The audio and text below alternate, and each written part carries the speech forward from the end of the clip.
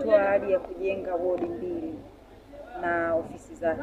Kwa hiyo leo tumekuja tuonyeshwe eneo na fundi apime, tuangalie tumepewa BOQ ili tuweze kujua sasa tunaanzia wapi. Kwa hiyo tumeshapata kila kitu. Dr. Namnyaki Jackson Kumaini, daktari mfawidhi kituo cha afya Mererani. Leo tumepokea wageni wa mdau wetu wa Chusa Mining ambao waliahidi kina mama ambao itakuwa na ofisi ndani, lakini pia wodi ya watoto ambao pia itakuwa na ofisi ndani. Wamekuja wadau wetu wamekagua eneo na pamoja na fundi na pia BOQ, lakini pia na ramani ya wizara kulingana na jinsi wizara inataka majengo yajengwe, kodi zinatakiwa zijengwe. Leo tumeonyesha na pia tumewakabidhi. Kwa hiyo tunatarajia hivi karibuni ili punde kwamba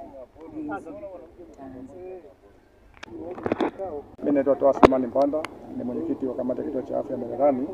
Tunashukuru leo tumetembelewa na mdau wetu na amekuja kuona eneo.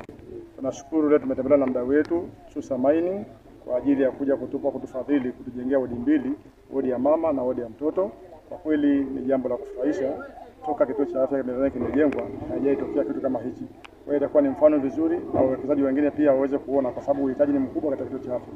Tunamshukuru sana na Mungu amsaidie ili aweze kutuendelea kutufanyia makubwa zaidi ya haya kwa ajili ya manufaa ya Watanzania. Naitwa Rachel Joseph Njau, nilikuwa mwenyekiti wa kamati ya siku ya wanawake duniani, na kama mlivyosikia ile siku mimi ndiye nilitafuta mwekezaji wa kuja kujenga hospitali.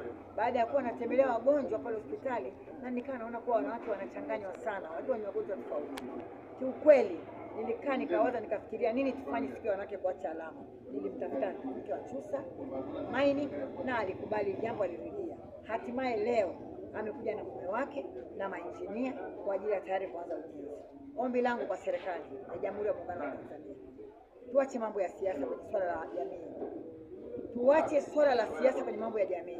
Ninaomba ushirikishaji, yani mshirikiane kwenye kazi inayokwenda kuanza sasa, na kuomba diwani na watu wengine wote na wajumbe wote wa bodi ya hospitali, ninaomba mshirikiane, swala hili lianze mara moja. Ni maajabu mtu juzi kilele cha tarehe 7 kusema anajenga na leo tayari amekuja na mafundi. Ni jinsi gani ameguswa, ni jinsi gani ameona ana umuhimu wa kuwekeza hapa.